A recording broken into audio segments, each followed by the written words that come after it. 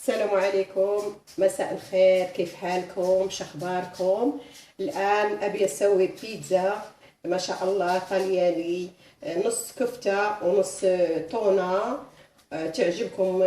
تعجبكم كتير. على بركة الله. نص كاس زيت، خميرة مذوباها في شوي سكر، ملعقة ملح، وبيكنج باودر، كيس بيكنج باودر. خلاص بيعجنها،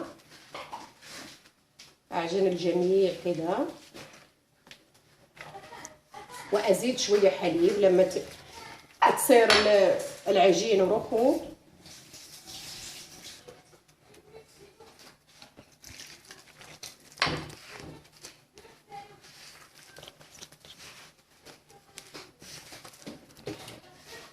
تعجنيها لما تمتسك في اليد ان شاء الله.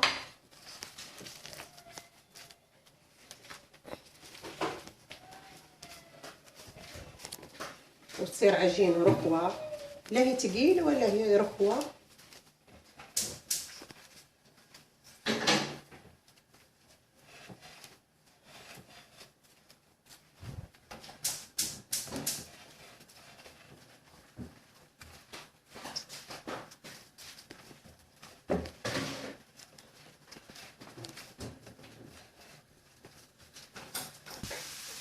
السلام عليكم.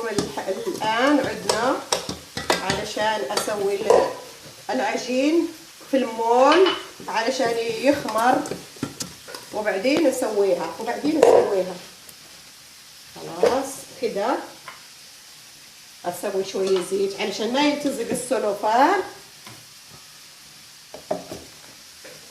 أسوي سلوفان كده.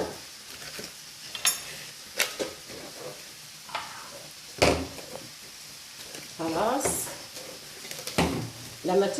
لما تخمر العجين ابي اسويها في الفرن. خلاص. السلام عليكم. الان سنعود الى البيتزا الطلياني لكي اوريكم شلون تطلع البيتزا ان شاء الله بالصحه والعافيه ان شاء الله.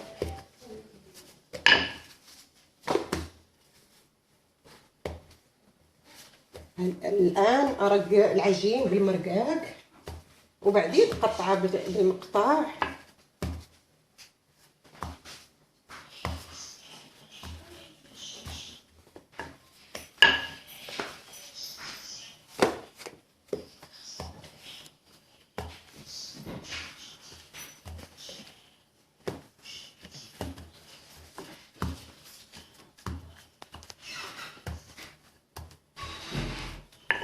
بس أسوي مقطع كده، دوائر صغيرة على مقدار المقطع اللي عندي في البيت. فيه مقاطع كثير، فيه أنواع، فيه كثير أنواع مقاطع اللي تريدون انتم.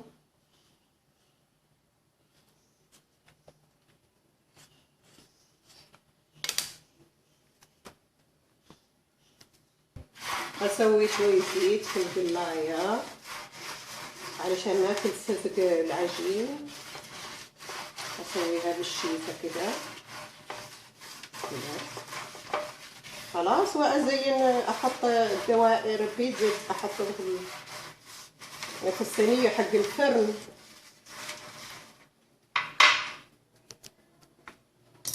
هذا نص العجين اللي بقى لي من العجين الأولى، أسويه في صينية الفرن علشان أسوي 2 صينية. ما شاء الله العجين كثير، اي والله كثير.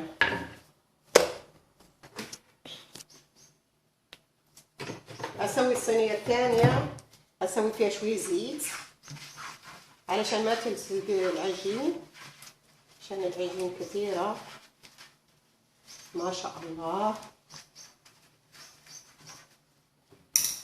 ما شاء الله.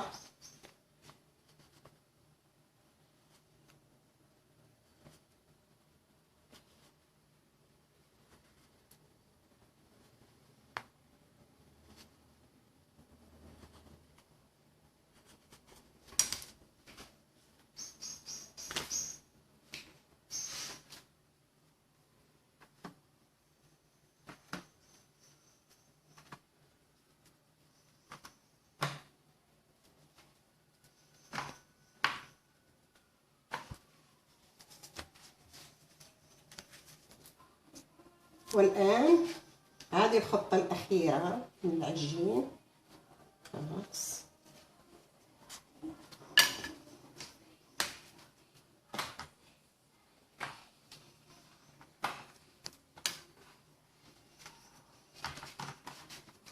أبي أولع الفرن هالحين على 200 درجة. خلاص والآن أسوي الحشوة، أسوي الصوص. أنا سويتها في البيت علشان الحشوة هذه صحية، مو زي الدكاكين أو المولات أو شيء. هذه صوص صحية صحيح، أحسن من اللي تشتري اسمها القارورة. هذه صحية.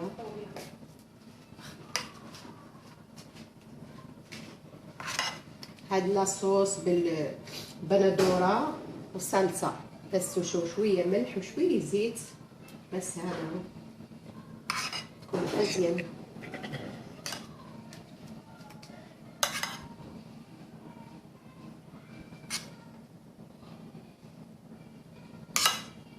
علشان تعطي البيتزا لمعان.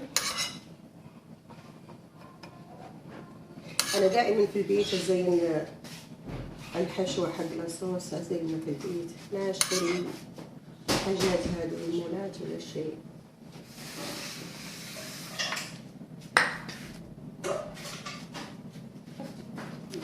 هذه الصينية الثانية علشان كاين 2 ثواني فيهم البيتزا. ما شاء الله ولذيذة، تجي لذيذة مرة، مرة لذيذة. البيتزا صغيرة أحسن من الكبيرة، وتعطي منظر جميل.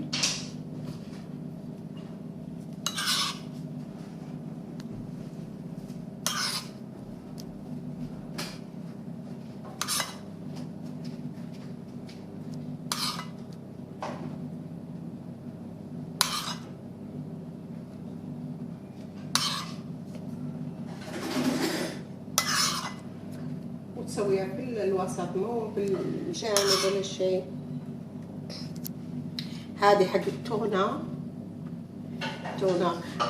هذه فلفل أحمر بندورة مع بصل في الأول تشحري البصل وتسوي عليها بندورة، وبعدين فلفل أحمر، وفي الأخير تسوي التونة. بس تكبي شوي على البيتزا وخلاص. وتجيك. قضيت من صينية التونة حق البيتزا، وهالحين أسوي بيتزا بالكفتة والفلفل الأحمر.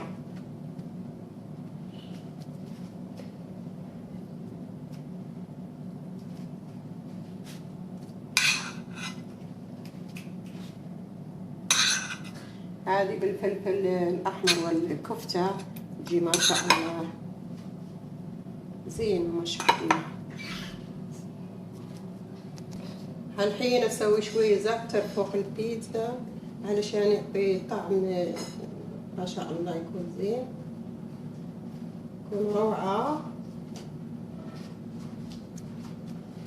الصينية الثانية أسوي فيها شوية زعتر.